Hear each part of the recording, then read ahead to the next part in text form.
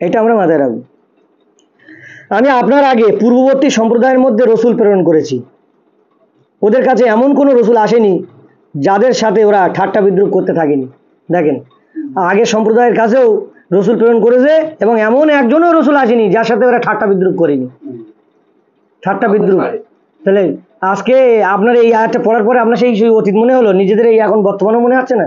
দুটো জিনিস মাথায় ঘোরাতে হবে, অতীত বর্তমান দুটোলে ঘোরাতে হবে। একটু আগে হানিফ ভাই বললো না যে আমরা যখন কোরআন পড়বো এই কথাটা নবীর সাথে ডাইরেক্ট তাদের সাথে হচ্ছে, নবী বলছে আর তারাও রিপ্লাই দিচ্ছে, তার উত্তর দিচ্ছে। আর এখন আমরা পড়ছি, আমরা বাইরে যা করছি তার রিপ্লাই আমরা এখান থেকে নেব। তো এই সম্প্রদায়ের কাছে যদি আমরা আজকে এই সত্যটা যে এই মেসেজের মাধ্যমে অনলাইনে অফলাইনে যে যাচ্ছে, তা ঠাট্টা বিদ্রুপ কি আসে না? ঠাট্টা বিদ্রুপ আসে না? যে দাড়ি নাই, কিছু নাই, লেবাস নাই, চেহারা নাই, সুরত নাই, হ্যাঁ, কোরআনের আরবি বোঝে না, কোরআনের শুধু বাংলা বলে ওরা আল্লাহর কিনে লেছে, আল্লাহর কিনে লেছে বাংলা বলে। হ্যাঁ, কি বলে তো আপনি এই ঠাট্টা বিদ্রুপ এই আয়াতটা কতটা বাস্তব শুধু একটুখানি হাটে বাজারে গিয়ে আপনি একটা কারোর কাছে প্রকাশ করেন, এটা বাস্তবতা আপনি পাবেন। হ্যাঁ, তাহলে সেটাই আল্লাহ তো বলছে যে ওদের কাছে এমন কোনো রসুল আসেনি যাদের সাথে ওরা ঠাট্টা বিদ্রুপ করেনি। আপনার সাথেও করবে, আমার সাথেও করবে। এমনিভাবে আমি এ ধরনের আচরণ পাপীদের অন্তরে বদ্ধমূল করে দিই। আল্লাহ সান্ত্বনা দিচ্ছে আপনার। দেখেন, এই ঠাট্টা বিদ্রুপ যারা করে, যারা আল্লাহর কথা বলে আর সেই কথালে যারা ঠাট্টা বিদ্রুপ করে, এরা কি পাপী। আল্লাহ বলতে ওদের অন্তরে শেখো একদম শিল মেরে দিয়েছি, বদ্ধমূল করে দিয়েছি। দেয়ালে পেরেক সাঁটলি যেরকম আর পেরেক নড়ে না, ও অন্তরে একদম বেঁধে দিয়েছে আল্লাহ সুবহানাহু ওয়া তাআলা। সুতরাং ওরা হলো পাপী। আপনি ওদের চিনে নেন কোরআন থেকে, ওরা পাপী। ঠিক আছে, তারা আপনার ঠাট্টা বিদ্রুপ করতে থাকুক, আপনি কি এখন তার সাথে তলোয়ার বার করবেন নাকি, AK-47 বার করবেন নাকি? আল্লাহ বলছে করুক, ওরা পাপী, ওদের সিগন্যাল দিচ্ছে তো আল্লাহ, চিহ্ন ওদের এই। ওরা এর প্রতি বিশ্বাস করবে না। কার প্রতি? এই আয়াতের প্রতি, আল্লাহর কোরআনের প্রতি, এই কালামুল্লাহর প্রতি, আল্লাহর হুকুমের প্রতি, বিধানের প্রতি ওরা বিশ্বাস করবে না। পূর্ববর্তীদের থেকেই এমন রীতি চলে আসে, সে আগে থেকেই সেই সৃষ্টি শুরু থেকেই চলতেছে এই সিলসিলা। আল্লাহর সিস্টেম এই সুবিধাবাদীদের অন্তরে ভালো লাগবে না। আমি আজকে যদি সুবিধাবাদী হই, আমি একদম অন্তর থেকে বলছি আমার কথা, আর যদি আমি আজকে সুবিধাবাদী হই আর আমি আমার মধ্যে গুনার পাহাড়, কিন্তু আমি বলছি যদি সুবিধাবাদী এখানে আমরা কেউ থাকি, কেউ এই আল্লাহর এই আয়াতের জায়গায় বসতে পারবে না। হয়তো আমরা গুনাহ মানে হয়তো না, আমরা গুনাহগার ব্যক্তি, সব পাহাড়ের গুনাহ আমাদের, কিন্তু পাপীদের থেকে সুবিধাবাদীদের থেকে আমরা অনেক কম। মানে আমাদের মধ্যে সুবিধাবাদী থাকলে এই জায়গায় তার পাশা বসবে না, কারণ সুবিধাবাদীদের জায়গা আল্লাহ দেয়নি। দিয়েছে কি? আল্লাহ দেয়নি। এখানে তার পাশা বসবে না, কিলবিল করবে, সে থাকতে পারবে না। সে আমরা আল্লাহ চাই, আমরা আখেরাত চাই, আমরা পরকাল চাই, নাকি চাই না? আখেরাতের জীবন উত্তম আবাসস্থল, আমরা সেটা চাই। সুবিধাবাদীরা দুনিয়া চায়। আল্লাহ বলে দিয়েছে খেয়ে নিক, ভোগ করে নিক। 2 নম্বর আয়াতে আসেনি? ওরা আশায় থাক, ওদের গাড়ি বাড়ি অট্টালিকা সব হবে, ওরা যে আশা পোষণ করতে চায় আমি সব দেবো। হ্যাঁ, ওদের সব দেবো, কারণ ওদের তো পরকাল নেই। অন্য কোরআনে অন্য জায়গায় বলা আছে, অন্য আয়াতে অন্য বিষয়ে বলা আছে যে ওদের পরকাল নেই। এরমও বলা আছে যে যারা দুনিয়ায় জীবন কামনা করে, আল্লাহ বলছে আমি ওদের দুনিয়ায় পুরোটা দিয়ে দেবো, আখেরাতে ওরা কিচ্ছু পাবে না, বঞ্চিতদের অন্তর্ভুক্ত। ঠিক আছে, সুতরাং খুব ভাইটাল ব্যাপার। অন্তর মানে আপনার অন্তর গোমরাহির দিকে যাবে না, আল্লাহর সাথে জুড়ে থাকলে যাবে না। পৃথিবী এক জায়গায় হলেও আপনার অন্তর যাবে না। যদি আমি ওদের সামনে আকাশের কোনো দরজা খুলে দেই আর তাতে ওরা দিনভর আরোহণও করতে থাকে, তবু ওরা একথাই বলবে যে আমাদের দৃষ্টির বিভ্রান্ত ঘটানো হয়েছে না, বরং আমরা এক জাদুগ্রস্ত হয়ে পড়েছি। ওই সেই পাপী শয়তানেরা, পাপীর আমরা যদি আমরা এইরকম সুবিধাবাদী হই যে কোরআনের আয়াত পড়ার পরেও ব্রেনে ঢুকছে না, ব্রেনের মধ্যে জঞ্জাল ময়লা ভরা, আল্লাহর হুকুম নিচ্ছি নেই, মানে আমরা পাপী, আমরা দুনিয়াবি, আমরা স্বার্থান্বেষী, এরম বান্দাদের ক্রাইটেরিয়া বলতেছে। আল্লাহ বলতেছে আমি এখানে আমি মানে নবী না, আল্লাহ বলতেছে আমি ওদের সামনে আকাশের যদি দরজা খুলে দেই, যে আকাশের দরজা খুলে দেবো, আর ওরা দিনভর ওদের যাওয়া আসা করবে আকাশের দরজা খোলার পরে, তারপরেও বলছে ওরা বলবে মনে হচ্ছে আমার দৃষ্টিশক্তি কিছু হয়েছে, না হলে আমার মনে হয় জাদু টাদু লেগেছে ব্রেনে কিছু, এরকম ধারণা করবে। ওরা বিশ্বাস করতে পারবে, ধাঁধা লেগে গেছে আজকে আমার। আল্লাহ যদি খুলে দেয়, আল্লাহ নবীর কথা আসে না, আল্লাহ খুলে দেবেন আকাশের দরজা, তা ওরা কথা বলবে আল্লাহ বলছেন, মানে বুঝে নেন যে কি ধরনের তারা মানুষ, তারা কি ধরনের মানুষ, তাদের নিয়ে কি বর্ণনা আল্লাহ দিচ্ছে। নিশ্চয়ই আমি আকাশে রাশিচক্র সৃষ্টি করেছি। রাশিচক্র মানে গ্রহ নক্ষত্রের কথা বলছে এখানে আল্লাহ সুবহানাহু ওয়া তাআলা। এখানে আরবি লিখে আরবিতে যে মানেটা করা হয়েছে বুরুজান, তার মানে হলো গ্রহ নক্ষত্র। এখানে বাংলায় এক পণ্ডিত লিখেছে রাশিচক্র, যাই হোক। হ্যাঁ, তো আমি বানিয়েছি আকাশে গ্রহ নক্ষত্র এবং তা সুশোভিত করেছি আমাদের জন্য। আকাশে রাত্রে আকাশে তারা দেখলে কত সুন্দর লাগে না? দেখবেন সব ফরেনার যারা ট্রাভেলিং করে, যারা বেড়ায়, তারা রাত্রে সুন্দর একটা ঝর্ণার জায়গায় আকাশে ঝিলমিলে তারা, আর এ দেখলে তারা মানে ও মাই গড, মানে বিভিন্ন উপমা, ইংলিশ ভার্সন, হিন্দি ভার্সন, যে যেরকম বলে বলে, আর ক্যামেরায় সেলফি তোলে, ফটো তোলে। আল্লাহ সুশোভিত করেছেন আমাদের জন্য। কিন্তু যে আল্লাহকে মানে, যে আল্লাহর আয়াতের ওপরই সবসময় কায়েমে আছে, সালাতে আছে, যে সে ওটা দেখবে কি আলহামদুলিল্লাহ, আল্লাহর প্রশংসায় মত্ত হয়ে পড়বে, আল্লাহকে চিনে যাবে, আরো দৃঢ় চিনবে আল্লাহকে, প্রতি সেকেন্ড আল্লাহকে চিনবে। কতটা তফাৎ বলেন তো এই দুটো ব্যক্তির মধ্যে? অনেক তফাৎ। তো আল্লাহ গ্রহ নক্ষত্র দিয়েছে আমাদেরকে তার চেনার জন্য, তিনি আমাদেরকে দৃষ্টিতে সুশোভিত করেছেন। আমি আকাশকে প্রত্যেক বিতাড়িত শয়তান থেকে নিরাপদ করে দিয়েছি, এই একটা ব্যাপার আছে। রক্ষা করেছি, এখানে ভাঙা ভাঙা মানে করলে আমি রক্ষা করেছি প্রত্যেক শয়তান থেকে অভিশপ্ত। অর্থাৎ এখানে যে শয়তানের কথা বলা হচ্ছে, যদি আরও পরে অন্যান্য জায়গায় কোরআনে আসে, যেগুলো আমি পড়ে দেখেছি, যে অভিশপ্ত শয়তান, এখানে আমাদের যে দুটো জাতি আমরা সৃষ্টি হয়েছি পৃথিবীতে, কি সেটা? অমা খলাকতুল জিন্নাল ইনসা, আমরা হলাম ইনসা আর একটা জিন। তো ওদের মধ্যে যারা শয়তান, মানুষ শয়তান, জিন শয়তান, মিনাল জিন্নাতি ওয়ান নাস, আল্লাহ দুটো শয়তান বলেছে, জিন আর নাস, মানুষ। তো এই জিন শয়তান, এদের এক প্রকারের পাওয়ার আল্লাহ দিয়েছে, যা কোরআন থেকে আমরা পাই। তো এরা ওই আকাশ ভ্রমণ, আকাশের থেকে বিভিন্ন ইনফরমেশনের জন্য, এই অভিশপ্ত শয়তান যারা আল্লাহকে বিশ্বাস করে না, এরা এরকম আরোহণ করার চেষ্টা করে। তো আল্লাহ তাদের থেকে নিরাপদ রেখেছে, আকাশকে এই গ্রহ নক্ষত্র দিয়ে আল্লাহ একদম ভরে রেখেছে, যাতে বিতাড়িত শয়তান তাদেরকে কিছু না করতে পারে। এই একটা শাব্দিক, বাকি আল্লাহ ভালো জানে, আর যার ব্রেনে যেটা থাকবে সে সেটা করবে। কিন্তু যে চুরি করে শুনে পালায়, দেখেন পরেই সেটা বললো, যেটা বললাম অন্য জায়গায়, কিন্তু যে চুরি করে শুনে পালায় তার পশ্চাতাপন করে উজ্জ্বল উল্কাপিণ্ড। বললাম না, আকাশ নিরাপদ করেছে যে উল্কাপিণ্ড গ্রহ নক্ষত্র দিয়ে। তো যখন ওটা মানে এর থেকে বোঝা যায় যে আসমান, আমাদের যে আসমান, কিছু ইনফরমেশনের জায়গা এখানে আল্লাহ রেখেছেন। হ্যাঁ, পৃথিবী যা কিছু আসমানে ইনফরমেশনের একটা ব্যবস্থাপনা আছে। এখন বিজ্ঞান আজকে যা কিছুই আবিষ্কার করছে, দেখেন বিজ্ঞানের গবেষণা বেশিরভাগ থাকে ঊর্ধ্বমুখী, শুধু মহাকাশ মহাকাশ মহাকাশ। তো আসমান থেকেই আমাদের সমস্ত কিছু পৃথিবী পরিচালিত হচ্ছে। তো সেইটার বিশ্লেষণ এখানে আল্লাহ করছেন। তারপর বলছে, আমি ভূপৃষ্ঠকে বিস্তৃত করেছি এবং তার উপর পর্বতমালা সাজিয়েছি, তাতে প্রত্যেক বস্তু সুপরিমিতভাবে উৎপন্ন করেছি। দেখেন, জীবন্ত কথা বললেন আল্লাহ, জীবন্ত কথা বললেন। আমি তোমাদের জন্য তাতে জীবিকার উপকরণ সৃষ্টি করেছি এবং তাদের জন্য যাদের অন্নদাতা তোমরা নও। বলেন, আল্লাহকে চেনার কত দৃষ্টান্ত আল্লাহ এখানে দিচ্ছে, আমরা আল্লাহকে তাও চিনতে পারছি না। কি করে চিনবো? তোতা পাখি হলে চেনা যায়? আমার কাছে প্রত্যেক বস্তুর ভান্ডার রয়েছে,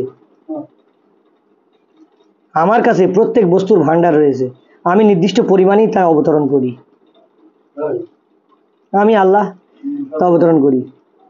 এবার এখানে যে বিশ্লেষণগুলো আসছে, এগুলো চিন্তা ভাবনার বিষয়, মুমিনরা চিন্তা ভাবনা করবে, এগুলো বিজ্ঞানসম্মত বিষয়। আমি বৃষ্টিগর্ভ বায়ু পরিচালনা করি, অতঃপর আকাশ থেকে পানি বর্ষণ করি, এরপর তোমাদেরকে তা থেকে পান করাই। বস্তুত তোমাদের কাছে এর ভান্ডার নেই। আসমানের বৃষ্টি না হলে পৃথিবী চলবে? পৃথিবী থাকবে?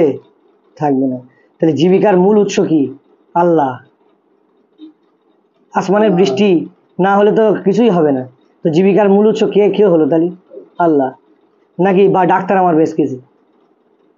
উফ, এইসব কথা শুনলি, কথা মানে আর ব্রেনে ধরে রাখা যায় না। মানে কথা কি, চার দোকানে বসে চায়ে চুমুক হচ্ছে আর কথা হচ্ছে, হ্যাঁ অমুক, আরে সুশান্ত দাস, উফ, ও যে আমার কি ভাষণ বেসকিছে, আমার কি করেছে, ওরে বাবারে, ওর কাছে যা ভাই, তুই ওর কাছে একবার যা ভাই, তুই বেঁচে যাবি ভাই। আল্লাহ আমাদের হেফাজত করুক, আমরা যেন মুমিনের খাতায় চলে আসি। যাই হোক, এরা পরকালে ক্ষতিগ্রস্ত, এরা দুনিয়া আখেরাত সব শেষ এদের। হ্যাঁ, এরা মানুষের মধ্যে পড়ে না, ঠিক আছে, এদের বিবেক নেই, এদের অন্তর তালাবদ্ধ। আমি জীবন দান করি, মৃত্যু দান করি, আমি চূড়ান্ত মালিকানার অধিকারী। এখানে আয়াতটা বলছে কে? কার কাছে বলছে? রসুল কার কাছে বলছে? তা রসুল সেই সময় তার স্বজাতির কাছে বলছে, তা রসুল এই আয়াতটা পড়ছে, নবী পড়ছে আয়াতটা, আমি জীবন দান করি, তার মানে কি নবী জীবন দান করে নাকি? হ্যাঁ, তা নবী পড়ছে তার জাতির কাছে, পড়ছে নবী জাতির কাছে, জাতির লোকরা শুনছে, নবী বলছে আমি জীবন দান করি। তা জাতির লোকরা কি বুঝছে? না না না না, আমি যেটা বোঝাতে যাচ্ছি, জাতির লোকরা কি বুঝছে? হ্যাঁ, জাতির লোকরা বুঝছে নবী পড়ছে মানে কি আল্লাহ জীবন দান করে, নবী পড়ছে আমি জীবন দান করি, নবী আল্লাহকে বলছে যে আমি জীবন দান করি। তো এখানে জীবন মৃত্যু আর চূড়ান্ত মালিকানার অধিকারী আল্লাহ, নবী বলে দিয়ে গেল, ঠিক আছে। আর এখানে জীবন মৃত্যু সব কিছু চূড়ান্ত মালিকানার ক্ষমতাধর এখন হয়ে গেছে কে? মোল্লা আর রসুল। রসুল মানে করে দিয়ে গেল, করে দিয়ে গেল। তাহলে কোরআনের অবস্থাটা কোথায় বুঝতে পারছেন তো? সমস্ত চূড়ান্ত মালিকানার অধিকারী আল্লাহ। কটা বেড়ে গেছে? 1:49। যা, সে কোথায় চলে গেল?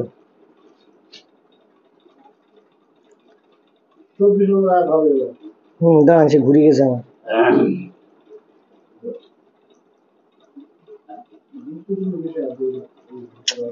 যা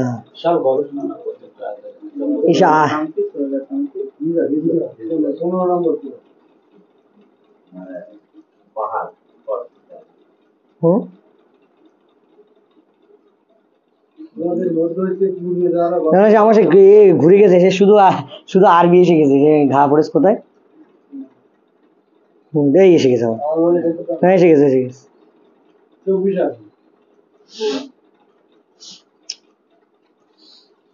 আমি জীবন দান করি, মৃত্যু দান করি, আমি চূড়ান্ত মালিকানা অধিকারী।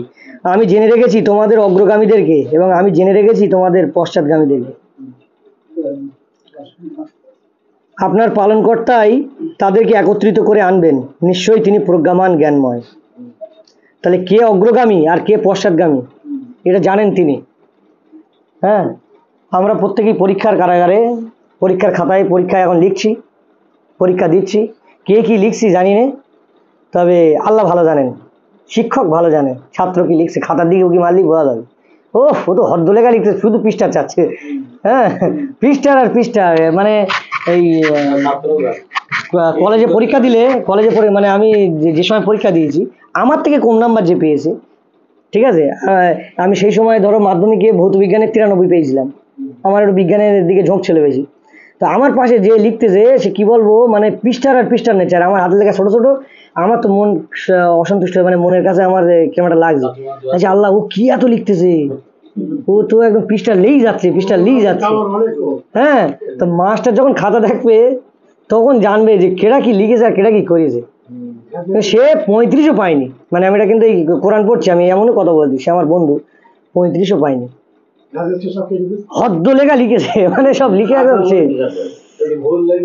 তাই একমাত্র আমরা তাই চিন্তা করি মাঝে মাঝে যে এই যে আমরা পরীক্ষা দিচ্ছি আল্লাহর কাছে, ঠিক আছে, তিনি তো শিক্ষক আমাদের, তা আল্লাহ সুবহানাহু ওয়া তাআলা জানেন যে আমরা কি পরীক্ষা দিচ্ছি আর আমাদের স্থান কোথায়, আমরা অগ্রগামীদের খাতায় না পশ্চাৎগামীদের খাতায়। এই ক্যালকুলেশন কেউ যদি করে, সে চার দোকানে বসে চায় চুমুক দেওয়ার দুনিয়ার কথা বলবে? হ্যাঁ, এটা কেউ আর বলবে? কেউ বলবে? আমরা কেউ বলবো স্যার? বলার ক্ষমতা আছে আমাদের?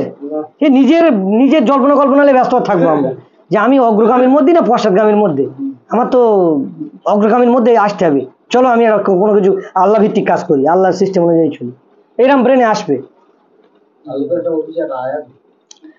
সেই আয়াতই তো পড়তেছে, এই 24 নম্বর আয়াত, আমি জেনে রেখেছি তোমাদের অগ্রগামীদেরকে আর তোমাদের পশ্চাৎগামীদেরকে, আপনার পালনকর্তাই তাদেরকে মিলিত করে আনবেন, নিশ্চয়ই তিনি প্রজ্ঞাবান জ্ঞানময়। আমি মানবকে পচা কর্দম থেকে তৈরি বিশেষ ঠনঠনে মাটি দ্বারা সৃষ্টি করেছি এবং জিনকে আগুন দ্বারা সৃষ্টি করেছি। আর আপনার পালনকর্তা যখন ফেরেশতাদেরকে বললেন আমি পচা কর্দম থেকে ঠনঠনে মাটি দ্বারা সৃষ্টি করেছি একটি মানব জাতি, সৃষ্টি করব, অতঃপর যখন তাকে ঠিকঠাক করব তখন তাতে আমার রূহ থেকে ফুঁক দেব। দেখেন, আমার রূহ থেকে ফুঁক দেব আজকে পৃথিবীতে। এই আয়াতটা দেখেন, হেভি আয়াত। অতঃপর যখন তাকে ঠিকঠাক করলাম, সুগার একটা স্ট্রাকচার করলো আল্লাহ, তা আল্লাহ বলছে আমার রূহ থেকে ফুঁক দেব। আল্লাহর রূহ থেকে আমরা কিন্তু প্রাণ পেয়েছি। আমাদের যে প্রাণ, এটা আল্লাহর রূহ থেকে আমরা আসা। রূহ হলো আল্লাহর একটা আদেশ ঘটিত ব্যাপার। আল্লাহর এটা একটা আদেশ ঘটিত ব্যাপার, সেটা অন্য আয়াতে আছে যে রূহ আমার আমার আমার হুকুম, আমার অর্ডার, মানে আল্লাহর বিশেষ একটা আদেশ, বিশেষ একটা শক্তি। শক্তি বলা যায় রূহ। রূহ হচ্ছে আল্লাহর শক্তি। তা আল্লাহর শক্তি আমাদের মধ্যে না থাকলে আপনি কাজ করবেন কি করে, আপনি চলবেন কি করে? আল্লাহর শক্তি নিয়ে আল্লাহরই জখম করছেন। আস্তাগফিরুল্লাহ, আল্লাহ আমরা ফিরে আসি সব। এটা একটা বিশাল জিনিস। আল্লাহর শক্তি নেই, আল্লাহরে হত্যা করতিস, আল্লাহর জখম করতিস। কোরআনকে মানি না মানে কি? আল্লাহর কোরআনকে একদম শেষ। আল্লাহর শক্তি নিয়ে আমরা আল্লাহরে ছোট করে দিই। কত বড় বিষয় বুঝতে পারছেন তো? এটা এটা বিশাল বড় বিষয় কিন্তু, যে আমরা সব আল্লাহর শক্তিতে আজকে হা করছি, ভাত খেয়ে আস্বাদন করছি আল্লাহর শক্তিতে। একটা মানুষ, মরা মানুষের কাছে গেলে তার পোস্টমর্টম কেন, তার 14 গোষ্ঠী মাটাম করলেও কোনো শক্তি নেই, আর কোনো লাভ নেই আর। কারণ আল্লাহর যে শক্তি যেটা দিয়েছিল আল্লাহ আমাদেরকে নির্দিষ্ট সময় পর্যন্ত, সেটা চলে গেছে। সেটা কোনো মানে গায়েবী বিষয়। এই আল্লাহর রূহ কিন্তু গায়েবী বিষয় স্যার। আরো যদি একটু গবেষণা করি, আমি এটা নিয়ে একটু অর্ধেক ভেবেছি, বিশাল ভাবিনি আমি। ভাবনার যেটুকু সময় পাই, মানে মাঝে মাঝে শুয়ে পড়ে পড়ে একলা একলা চিন্তা করি আল্লাহর এই রূহটা। হানিফ ভাই আরো গবেষণা করে, তো আল্লাহর রূহটা একটা গায়েবী বিষয়। আমি একটা ইয়ে দেখেছিলাম, মানে এই এই মৃত ব্যক্তির কিভাবে আত্মাটা বেরিয়ে যায় তা নিয়ে একটা রিসার্চ করেছিল, টিভিতে দেখেছিলাম, ইউটিউবে। হ্যাঁ, যে কাঁচের একটা ফলকের মধ্যে মৃত ব্যক্তি, যে আর বাঁচবে না, ডাক্তার জেনে গেছে আর 1 ঘন্টা পর শেষ, ওর অবস্থা শেষ, তো তারে ঢুকিয়ে দিয়েছে। বিভিন্ন কিছু ফর্মে, মানে যা কিছু দূরবীক্ষণ লাগাইতে সব লাগিয়েছে। লাগিয়ে যে আমি দেখবো যে রু জিনিসটা কিভাবে বেরোয়, কোথা থেকে আসছে, কিভাবে আসছে, আর কে ঢোকে কি করে দেখার জন্য। তাই এমন ফলক দিয়ে এমনভাবে করা, কাঁচ মানে কি, কোনো বাতাসও যায় না তার ভেতরে, এটা ধুলি করা যাবে না। তা যখন তার মৃত্যু টাইম এসে গেছে, নির্দিষ্ট সময় আল্লাহর পক্ষ থেকে, তখন তার সেই মৃত্যুর সিনারি সে করছে, তার সেই কষ্ট সে ভোগ করছে। ভোগ করার পর হঠাৎ করে মানে হ্যাঁ, কাঁচটা বাস্ট হয়ে গেছে। আর একটা দেখেছি কাঁচ বাস্ট হয়নি, সে মারা গেছে, কিন্তু কাঁচ টাচ কিছু হয়নি। হ্যাঁ, ওটা এমনি দেখিয়েছে। কিন্তু আর একটা দেখেছি কাঁচ পাঁচ বাস্ট হয়নি। দুটো দেখেছি আমি। একটা দেখেছি কাঁচ বাস্ট হয়ে গেছে, ওটা একটা সিনেমা বানা লেগেছে আমার। আর একটা দেখেছি মানে ডাক্তার ভাব সব রিসার্চ করছে, কিন্তু কোনো কিছু বাস্ট হলো না, কিছু হলো না, মানুষটা চলে গেল। মানে ঠিক আছে, তো মানে কি এমন অদৃশ্য শক্তি। ওই জন্য আল্লাহ তাআলা কোরআনে আমাদের বিশ্বাসের প্রথম জায়গায় রেখেছে যে অবিল আখিরাতিহুম ইউকিনুন আল্লাযিনা ইউমিনুনা বিল গায়ব। কোরআনের প্রথম আয়াত, আল্লাযিনা ইউমিনুনা বিল গায়ব। এই গায়বে আল্লাহ কোরআনে কেন যে এই কথাটা প্রথমে বলেছে, তার বাস্তবতা হলো এইটা, যে আপনাকে অদৃশ্য শক্তির প্রতি যদি বিশ্বাস না থাকে, আল্লাহর কাছে যেতে পারবেন না। আল্লাহর কাছে মানে আল্লাহকে আল্লাহমুখী হতে পারবেন না। পৃথিবীর কোনো স্যাটেলাইট, কোনো যত সায়েন্টিস্ট আসুক না কেন কিয়ামত পর্যন্ত, ও অদৃশ্য শক্তি এই যে আল্লাহ বলেছে এটা রাখবেই। আল্লাহ না রাখলে, সব যদি বিজ্ঞান আবিষ্কার করে দেয়, তাহলে অদৃশ্য শক্তির ওই কথাটা আল্লাহর কোরআনে যেটা আছে যে বিশ্বাস করা, তাহলে মানুষ তো দৃশ্য হয়ে গেল, অদৃশ্যটা মূল্য থাকলো না। ঠিক আছে, আবার দেখেন যে কথাটা আমরা দেখেছি গবেষণায়, যে জীবন আত্মা যেটা বলে মানুষের, একজন মানুষ তুমি 2টা রানীকে রাখো, এটা গবেষণা হয়েছে, যেও মারা যাবে ওর ওয়েট শরীর কমে যাবে। হ্যাঁ, সাথে সাথে আপনি দেখবেন জীবন তো ছিল, কিছু সময় আগে মেপে নেবেন, যখন মারা গেছে আপনি ওয়েট দেন, ওয়েট কমবে, কম বেশি ওয়েট কমবে। এটা গবেষণা এসে আমি প্র্যাকটিক্যাল এখনো দেখি। আচ্ছা, এখানে এই আর 3টে আয়াত পরে শেষ করে দেই। শেষদার ব্যাপারে একটা কথা বলছি, নিজেরা একটু বুঝি। অতঃপর যখন তাকে ঠিকঠাক করে নেব এবং আমার রুহু থেকে ফুঁক দেবো, তাহলে রুহু আমরা যা এখন বেঁচে আছি, কার রুহে বেঁচে আছি? আল্লাহর রুহে বেঁচে আছি। আল্লাহর রুহে আমরা বেঁচে আছি। আল্লাহর আদেশ ঘটিত সময়, ওই নির্দিষ্ট সময় পর্যন্ত রুহু বেঁধে দেওয়া। এই রুহু আবার চলে যাবে আল্লাহর কাছে ওই নির্দিষ্ট সময়। চিন্তা করলে আমরা আর ভুল পথে যাই। তখন তোমরা তার সামনে তখন তোমরা হয়ে পড়ো তার জন্য সিজদাকারী। এখানে আয়াতটা রয়েছে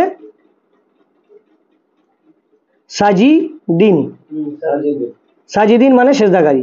তাহলে এখানে যদি এখন এই কোরআন যখন পড়বো, আগে কি বলেছি যে লা ইলাহা, সব ইলাকে ডিলিট করো, আল্লাহকে ইলাহ হিসেবে গ্রহণ করো। তাহলে আমি পড়ছি এখন আল্লাহর আয়াত, তাহলে আল্লাহ যেই হিসেবে সেজদাকারী বোঝাবে সেই হিসেবে পড়বো, না দুনিয়ার এই ডিলিট করা পড়বো?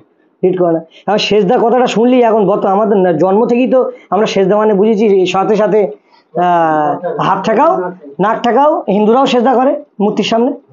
অষ্টাঙ্গ, অষ্টাঙ্গ মানে অষ্ট মার্ক, মানে 8টা জিনিস দিয়ে সিম্বল দিয়ে আমরা সেজদা করবো আল্লাহ। তো মাথায় এটা আসবে, কারণ জন্ম যেদিন হয়েছে সেদিন থেকে এই পর্যন্ত আমরা সব সেজদা মানে ওটাই বুঝেছি, ওই ইলা আমরা বুঝেছি, বাপ মা মৌলবী মৌল সাহেব বুঝে আছি। তাহলে এখন আল্লাহ সেজদা বুঝতে গেলি তাহলে ডিলিট না করার মতো বোঝা যাবে? বোঝা যাবে কি? কোনো মতে বোঝা যাবে। এখানে যদি এখন হয়, এখানে যদি আমার সেজদা মানে হয় যে হ্যাঁ সেজদা করবো, তা আল্লাহ দেখাক সেজদা কিভাবে করবো। সেজদা মানে যদি অষ্টাঙ্গ হয়, তা আল্লাহ তো দেখাবে, আমি তো আল্লাহর দেখানোর নিয়মে সেজদা করবো। বুঝলেন না? এই হলো ব্যাপার, যে এই সেজদা, যেই সেজদা মানে আমরা কোরআন যখন পড়ি, যেই সালাত আসে সেই মাথায় নামাজ আসে, যেই সেজদা আসে সেই মনে হুড়মুড় হুড়মুড় করি। তাই আরে ভাই, আল্লাহর সালাতকে তোমার যদি নামাজ মনে হয়, আল্লাহর সেজদাকে তোমার যদি দুনিয়ার ওই হুমড়ে খাওয়া মনে হয়, তাহলে আল্লাহর কাছ থেকেই বাকি আল্লাহ নামাজটা দেখে দাও, আল্লাহ সেজদাটা দেখিয়ে দাও, মিটে গেল ঝামেলা। এত তর্কে যাবো কেন? হ্যাঁ, তারপরে আসবে মিরাজে কয় ওয়াক্ত পড়বা, আল্লাহ দেখিয়ে দাও মিরাজ, এত গুরুত্বপূর্ণ তোমার ব্যাপার। হ্যাঁ,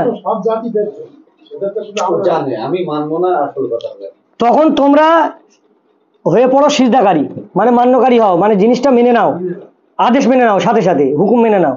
আল্লাহ বলছেন যে যখন আমার রুহ থেকে ফুঁক দেবো, আমার আদেশ তোমাদের কাছে যাবে, তখন ওটা মেনে নিতে হবে। আল্লাহ রুহ কি বলে অন্য জায়গায় আমার আদেশ ঘটিত, তাহলে আল্লাহ যখন একটা আদেশ দিচ্ছেন আমাদেরকে, জীবন্ত করছে না তার আদেশ দিয়ে, তাহলে সাথে সাথে তার আদেশ দিয়ে জীবন্ত হওয়ার পর তাকে না মেনে আমরা কি অমান্যকারী হব? তা দেখেন, ফেরেশতারা সবাই মেনে নেছে, তারা আল্লাহর আদেশকে মেনে নেছে, আল্লাহ যে আদেশ দিয়েছে মেনে নেছে, কিন্তু ইবলিশ মানলো না, মেনে নিতে অস্বীকৃতি জানালো। এখানে সেই সৃষ্টি শুরু থেকে এইভাবে বোঝানোর দরকার ছিল, কিন্তু কারা এসে এই জিনিসটা এইভাবে এই ঘড়বড় করে আমাদেরকে করে দিল।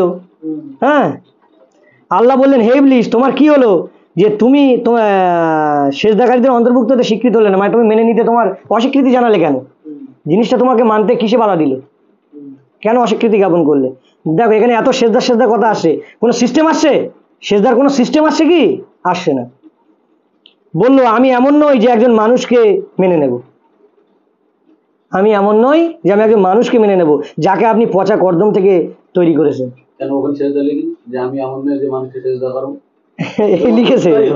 লিখেছে আমি এমন নই যে একজন মানবকে সেজদা করব, ঠিক আছে, কথাটা লিখেছে আমি এমন নই একজন মানবকে সেজদা করব।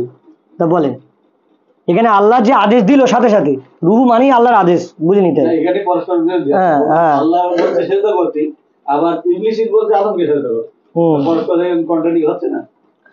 তা তখন আল্লাহ বলছে, তখন এ বলছে যে আপনি ওকে পচা কর্দম থেকে তৈরি করলেন আর আমি ওকে মেনে নিতে পারছি না। আল্লাহ বললেন তবে তুমি এখান থেকে বের হয়ে যাও, তুমি বিতাড়িত, তোমার প্রতি ন্যায় বিচারের দিন পর্যন্ত অভিশাপ, সেই কিয়ামতের দিন পর্যন্ত তোমার জন্য অভিশাপ। ইবলিশের কাছে অভিশাপ, যারা আল্লাহর আদেশ মেনে না নেবে প্রত্যেকের প্রতি অভিশাপ। এই অভিশাপটা প্রত্যেকের প্রতি, সব ইবলিশের দলে আমরা ঠিক আছে, আমরা প্রত্যেকে। তাহলে আমাদের ইবলিশের দল থেকে, শয়তানের দল থেকে মুমিনের দলে আসতে বিতাড়িত। সে বলল, ইবলিশ কি বলছে দেখেন, হে আমার পালনকর্তা, আপনি আমাকে কিয়ামতের দিন পর্যন্ত অবকাশ দিন। এই কিয়ামতের দিন পর্যন্ত অবকাশ নেই জি, আল্লাহ বললেন তোমাকে অবকাশ দেওয়া হলো, আল্লাহ সার্টিফিকেট দিয়ে দিয়েছে, সময়, অবকাশ মানে সময়, নির্দিষ্ট সময়। ও ভালো জানে, ও সব থেকে ভালো জানে। হ্যাঁ, আর ইবলিশের যত চেলা হবে সব কিয়ামত ভোলা হবে, ও কিয়ামতকে ভুলিয়ে রেখে তো ওর দলে ঢোকাবে, বুঝলেন না? ইবলিশ মানে পাক্কা কিয়ামত জানে যে আসবে, আর ও সব কিছু জানে, ও তো আল্লাহর সঙ্গে বাদানুবাদ হয়েছে। আর ওর যে অনুসারীগুলো হবে তারা কিয়ামত জানবে না, তারা সোফায় মালদ্বীপে ঘুমোবে, লাক্সারি করবে, কিয়ামত আসবে। ওর অনুসারীরা কেউ কিয়ামত বুঝবে না, যেমন আমরা আর কি, যেমন আমরা কিয়ামত বুঝি, আমরা কিয়ামত কি জানি?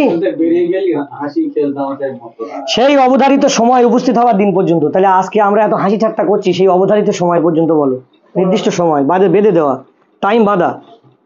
সে বলল, হে আমার পালনকর্তা, আপনি যেমন আমাকে পথভ্রষ্ট করেছেন।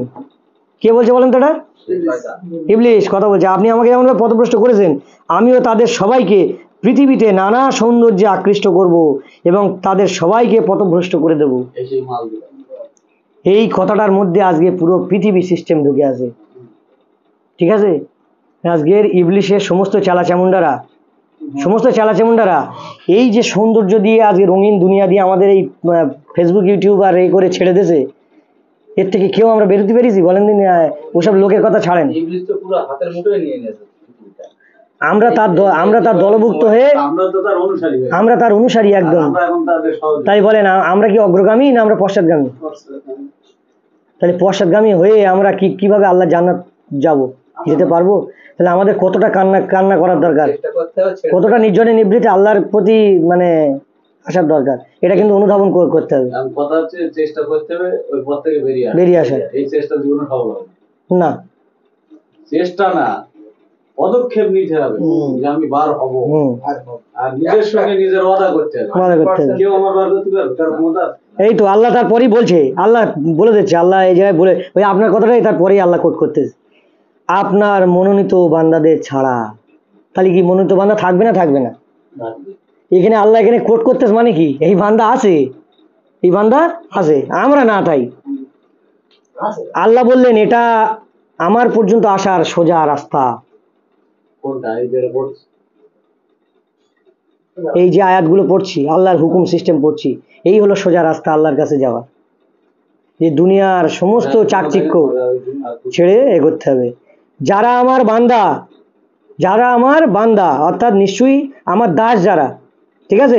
আরবি আছে ইন্না ইবাদি আপ থেকে ইবাদি। তা আপ মানে কি স্যার? গোলাম। তো যারা আমার গোলাম, এই কোরআনের আয়াতগুলো যদি সুন্দর করে নিজেদের গুছিয়ে বলা হয় তাহলে আমাদের ফিলিংসে আসে। এখানে লিখে যারা আমার বান্দা, সবাই তো আল্লাহর বান্দা, তাই না? তো যারা আমার গোলাম, এখানে বিশেষ করছে স্পেশাল, বিশেষ করে হ্যাঁ, একটা একান্ত, যারা আমার অনুগত, যারা আমার আব্দ, একান্ত গোলাম আমার, যারা আমাকেই চায়, শুধু আমার ফরমানের উপরই থাকে, যারা হ্যাঁ একদম, তাদের উপর তোমার কোনো ক্ষমতা নেই। ইবলিসের সঙ্গে আল্লাহ চ্যালেঞ্জ, আল্লাহ যেরকম ইবলিস যেরকম আল্লাহরে চ্যালেঞ্জ করেছে, ঠিক আছে, যে নানা সৌন্দর্য দিয়ে আজকে আমি তোমাকে ঢেকে দেবো, তোমার দল থেকে আউট করে দেবো, সব পুরো পৃথিবী তছনছ করে দেবো। আল্লাহ বলছে, আমার মনোনীত বান্দাদের ছাড়া এটাই আমার কাছে আসার সোজা পথ। তারপর বলছে, হ্যাঁ, তারপর আল্লাহ এখানে ফরম্যাট দিয়ে দিচ্ছে যে যারা আমার গোলাম হবে তাদের উপর তোমার কোনো ক্ষমতা থাকবে না। তাহলে আজ থেকে যদি আমরা এই যে ছোট্ট জায়গা থেকে আমরা ওয়াদা করি যে আমরা আজ থেকে কার গোলাম হব? আল্লাহর গোলাম, পবিত্র গোলাম। হ্যাঁ, কিন্তু পথভ্রান্তদের মধ্য থেকে যারা তোমার পথে চলে, কি বললো এই জায়গাটা? যারা আমার গোলাম তাদের উপর তোমার কোনো ক্ষমতা থাকবে না, কিন্তু পথভ্রান্তদের মধ্য থেকে যারা তোমার পথে চলে, বুঝতে পারছেন? পথভ্রষ্ট যারা তোমার পথে চলবে, তাদের সবার নির্ধারিত স্থান হচ্ছে জাহান্নাম। দেখো, একদম খুলে বলা। তা জাহান্নাম কে যাবে আর জান্নাতে কে যাবে? কি সেজদা করলি জান্নাতে যাবে? বোঝা যাচ্ছে? ব্রেনে একটু আসে তো? হ্যাঁ, এখানে বলেছে হুড়মুড় করে এক্ষুনি কি সেজদা করলি জান্নাতে চলে যাওয়া। জাহান্নামের ঠিক স্থান কোথায় বলে দিচ্ছে তো এখানে খুলে আল্লাহ সুবহানাহু ওয়া তাআলা আমাদের দাস বলে দিচ্ছেন। এই ছোট্ট একটা উদাহরণ বলে শেষ করে দেয়, এই পর্যন্তই থাক। নির্ধারিত স্থান জাহান্নাম। যে বর্তমান দুনিয়ার যে অবস্থাটা হয়েছে, আমাদের মানে বর্তমান দুনিয়ায় যে অবস্থাটা ঘটেছে, একটা ফ্যামিলিতে এক ভদ্রলোকের 3টে ছেলেপিলে। ভদ্রলোক একটু গরিব ছিল, তো এখন 3টে ছেলেপিলে মানে মাছ খাতি চেয়েছে। বাচ্চা ছেলে, 2-3 বছর করে সব বড় হচ্ছে, কথা বল ফুটেছে সবে, আব্বু একটু খাবো, মাছ খাবো, মাছের নাম শুনেছে, মাছ খাবো, মাছ খেতে হয় জানে। তা জীবনে কোনোদিন মাছ খায়নি তারা, বুঝতে পেরেছেন? এখন ওর বাপ যেরকম সামর্থ্য রোজগার করে এনে সেই মাছ, তো বড় মাছ কিনতে গেলে এরকম বড় মাছ অনেক পয়সা লাগবে, তো বাজার থেকে এরকম পিস পিস করে ছোট ছোট করে পিস কেটে নিয়ে 30 টাকা 40 টাকার মতন ধরো মাছ এখন নিয়েছে বাড়ি। তো ছেলেপিলে সামনে যেতে হচ্ছে, আব্বু তোমাদের আজকে মাছ খাওয়াবো। তো এখন আব্বুরা মাছ খাবে, এখন ওই রান্না করতে বলেছে, ওরা দেখলো যে এই তো আব্বু মাছ যে এরকম ছোট ছোট মাছ, এরকম ছোট ছোট পিস করা, এই হলো মাছ। এখন আছে বলার পরে রান্না বান্না করে খেলো। পরের দিন আবার ভালো লেগেছে খাতি, আবার এরম ছেলেপিলে বলছে আব্বু আনবা, এরম করে রেগুলারিটি করে ফেলেছে যে ছেলেমেয়ের আবদার শুনতেছে, এখন মাছ রেগুলারিটি করতেছে এনতেছে। এখন হঠাৎ করে বাপের আল্লাহ একটু অর্থ সম্পদে হঠাৎ করে একটু টাকা পয়সা এসেছে, এখন আব্বা চিন্তা করেছে যে আমার ছেলেপিলেরা তো মাছ তো আমি নিজে সবসময় ছোটো ছোটো লে যাই, সেটা বড় একদম একটা বড় সাইজের মাছ লেয়াবো, এরকম বড় জ্যান্ত লেয়াবো, একদম ওদের কাছে দেবো, আনন্দ পাবে, জ্যান্ত মাছের ঝোল খাওয়াবো। কারণ যথাযথ বাজারতে জ্যান্ত মাছ লেগেছে, ওর কা ব্রেনে সাইকোলজিতে ঢুকে গেছে মাছ মানে হলো এরকম ছোটো ছোটো আর এরকম পিস পিস করা, এদের বলে মাছ। এখন বাপ যখন প্যাকেট খুলে যখন বড় এই কচিরা এই দেখ মাছ লেগেছি জ্যান্ত, ছেলে পিলে মাছ খাওয়া তো দূরে কথা দৌড়ে পেলে গেছে, ঘুরে বাবার এ কি লিয়েছে আব্বা, আজকে কি লিয়েছে, এ তো মাছ না তো, হ্যাঁ এ কি লিয়েছে সব। তো বর্তমান দুনিয়ায় অবস্থাটা এইরকম। আমার গায়ে এই আমিন জোরে বলবো না আসতে বলবো, নামাজ কি করে পড়বো, সিজদা কি করে করবো, এই ছোট ছোট বিষয়গুলো ব্রেনের মধ্যে এই মানুষের মধ্যে ঢুকে ঢুকে দে আজকে মৌলিক বিষয় মূল মাস্টার যে স্ট্রাকচার হারিয়ে গেছে। আমি বোঝানোর উদ্দেশ্য এটাই, বলো ঠিক মিশাল দিস তো নাকি, ঠিক জিনিসটা হারিয়ে গেছে আমাদের পৃথিবী থেকে। এখন বড় মাছ দেখলি আর মাছ মনে হয় ছেলেপিলে মাছই খায়নি, বলতে যা এই মাছ আমার বাড়ি আনা যাবে না, আমার হ্যাঁ পিস দেখে। তা আল্লাহ আমাদেরকে শেখাচ্ছেন কি একটা মাছের স্ট্রাকচার, আর আমরা শিখে রেখেছি ওই পিস সেটা করতে হবে, টুকরো দেখেছি। তো এখন আর বলে লাভ নেই, ওই বাপের ছেলেপিলেরাও খায়নি তো আমরাও খাবো।